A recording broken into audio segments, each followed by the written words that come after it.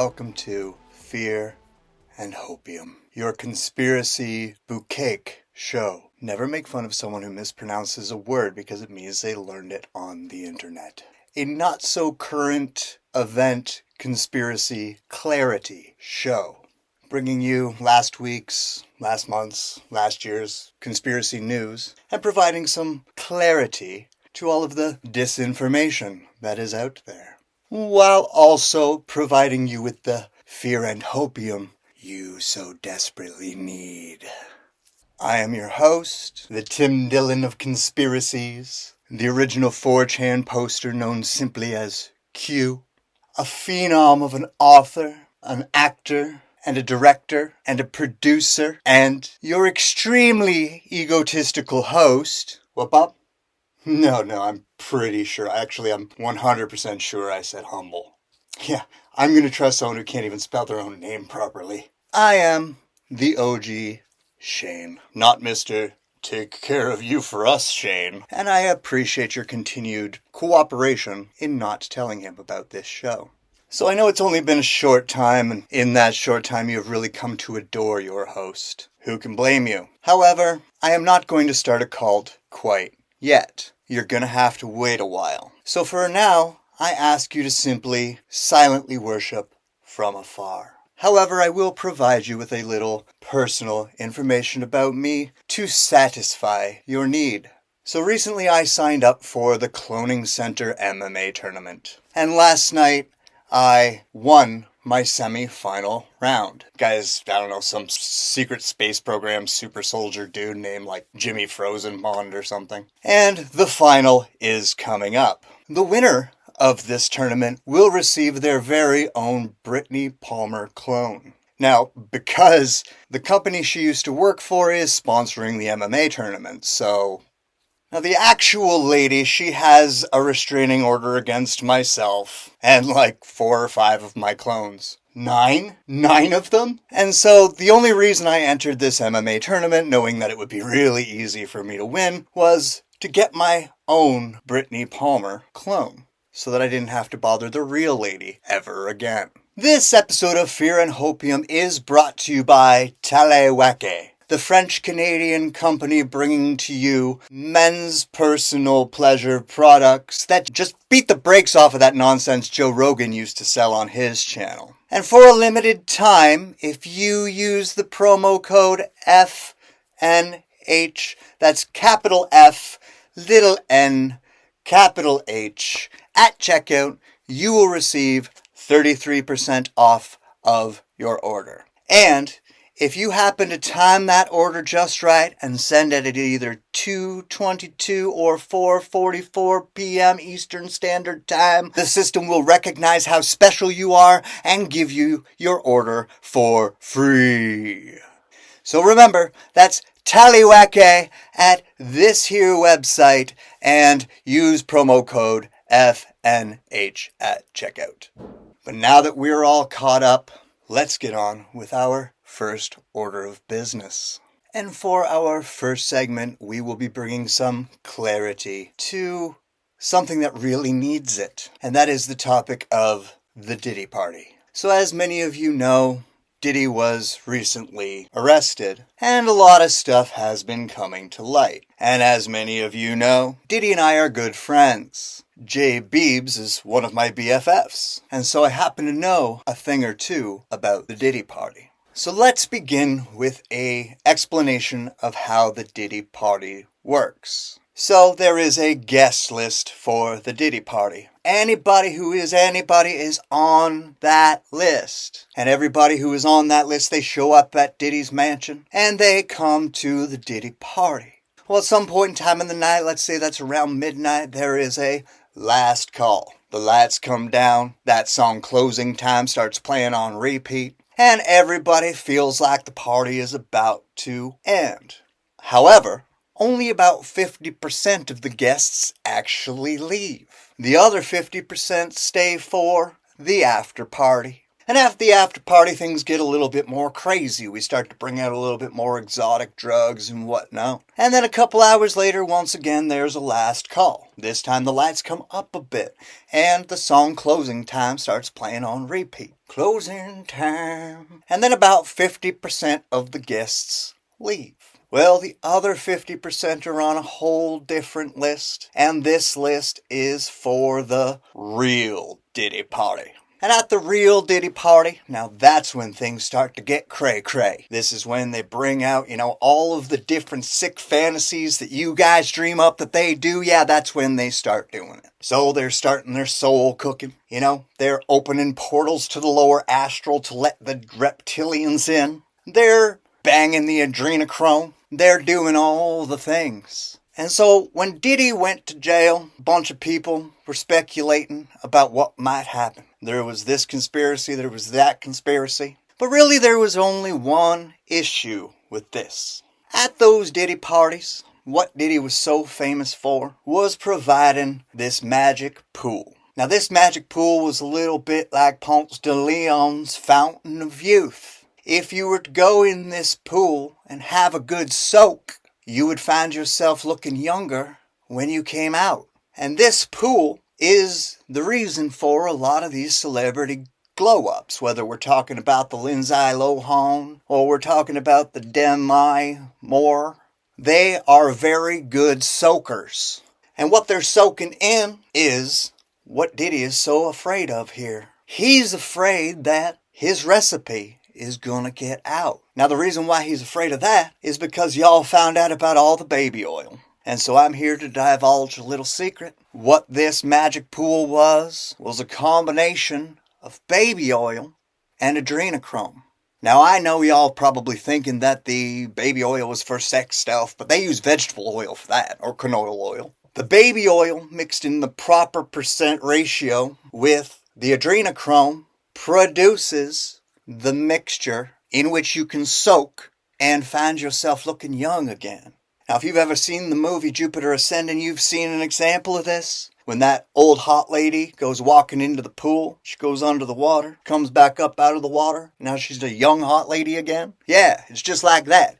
Except for the difference is, with the Diddy mixture, you gotta have a good soak. And the best soakers get the best results. And so what Diddy's really worried about sitting there behind his prison bars is that someone might figure out his ratio between baby oil and adrenochrome. Because the word got out, and so people are making their own mixtures in their bathtubs at home. And this is a problem, because although the proper percentile ratio of baby oil and adrenochrome will produce a fountain of youth, the incorrect ratio will produce the zombie virus. And it's not time for the zombie virus yet, guys. And so the Illuminati's a little afraid, P. Diddy's a little afraid that this might spark the zombie apocalypse. And that's what we should be afraid of. Unless you're me, and then you're totally welcoming the zombie apocalypse, please. But I hope that brings some clarity to the Diddy news. And for our next segment, we're going to have to jump in the Wayback Machine just a little bit. Sometime last year, I believe it was, there was a viral video of an incident on a plane. There was this hot lady, and she was trying to get herself off of a plane. She was very desperate to get off that plane, but the stewardess, everybody was trying to keep her on that plane, and so she was getting increasingly more irate and more upset. And eventually she turned to the back of the plane, and she pointed her fingers, and she said something that none of us will ever forget. She said, "That motherfucker ain't real."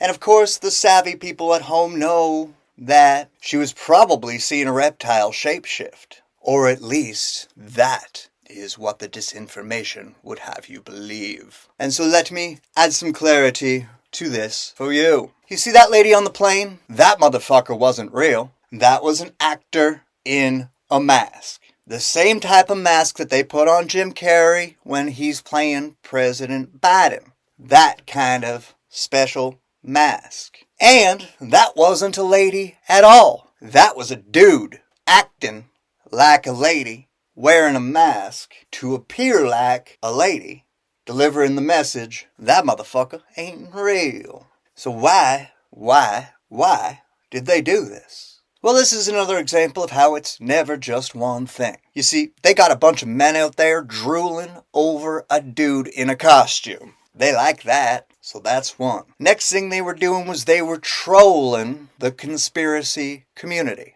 And this is the part me and the other Shane actually agree on. They were trolling the conspiracy community because they knew that we would jump to the conclusion that she was talking about a reptilian shapeshifting at the back of that plane. But in reality, she was the one shapeshifting. And so what they had to do is they needed to roll someone out. Why? Because where did this lady go? The internet sleuths, they all got out there. They were all looking for her. Where did this lady go? And they couldn't find her. It was a big mystery. And there was speculation. Did they take her to Area 51? Did they kill her? Did she just disappear into thin air? Was she from an alternate dimension here to give us that warning? But then, after a little while, we started to get an interview with the lady from the plane at the airport where the incident occurred, and she was removed from the plane for the pointing and the yelling. And so we were introduced to the actor Tiffany Gomez. And the reason why I call Tiffany an actor is because she was never on that plane. She just vaguely resembles the mask that they used on the plane. And so they hired her as an actress to play the role of Tiffany Gomez. And they're just rubbing it in our faces now, people. And so what we need to know is the etymology of the word Tiffany. Because in ancient Greek, Tiffany means Amanda. Amanda, get it? But even more importantly, in the ancient Atlantean tongue, Tiffany actually is an entire paragraph, or more like a parable. And so what Tiffany means in ancient Atlantean is, I ain't ever gonna give you up. I ain't ever gonna let you down. I ain't ever gonna turn around and hurt you. So I hope that brings some clarity to that for you. And for your dose of hopium today, I'm going to bring you an update on Joe Biden's wandering clone. So I have received reports, the full intel, that indeed Joe Biden now has a full grasp of the Sasquatch language. He has a Sasquatch girlfriend that he calls Nancy. He has a Sasquatch BFF that he calls Corn Pop. I hear they bonded over the thickness of their leg hair. He also said that Corn Pop may or may not have been cannibalized by other Sasquatch, but we can neither confirm nor deny that claim. But he is all ready to provide the very important Sasquatch disclosure. But on top of that, Joe Biden's clone, he gave me a little bit of extra intel just for you folks. And so what he wanted me to know is that himself and all of Joe Biden's other clones and all of the actors that play Joe Biden in the masks, they have all flipped Republican. And in the last election, they all voted for Donald H. Trump. Not only did they all do it, but about 50,000 dead people also voted for Donald H. Trump. They cut that number in half just to avoid suspicion. But let's get back to the point. The point here is that, ladies and gentlemen, you can rest assured your Sasquatch disclosure is imminent. As I understand it, as I've been informed by high levels of top secret intel sellers, as I've been informed by individuals in the know with the highest levels of clearance, Joe Biden's clone is working with Daddy's administration, and the Sasquatch disclosure is imminent. So there is a little good news, folks. There is your hopium. Alright, ladies and gentlemen, now it is time for fan questions. Our first question comes from Spencer Kevin from Lachine, Quebec, and Spencer Kevin wants to know, what's up with your accent? Sir, I do not have an accent. I have no idea what you are speaking about. Please ask a more serious question. Our next question comes from Sarah McAdams from the 7th Dimension. And Sarah wants to know, why did you quote Lord of the Rings on the battlefield of the Astral War? Well, Sarah, thank you for the question. The reason was I needed something to motivate them. Now, what I really wanted to yell was, fight, fight, fight. But it is extremely illegal, against all of natural laws, against all the universal laws, and just plain frowned upon to quote Donald H. Trump in the astral realm. And so I had to come up with something else. And what I went with was our good friend Frodo. And our last question is from a Monica Pelusi from your undisclosed location. Okay. Monica wants to know, how many girlfriends do you have? When I was doing Beetlejuice, both Jenna and Winona thought they were your girlfriend. I think we have to have a little talk. Bob, do you not screen these questions, man? Anyways, if you would like to ask questions that will be read and answered here on this Fear and Hopium program, you can send me your you can send your questions to the email address listed below.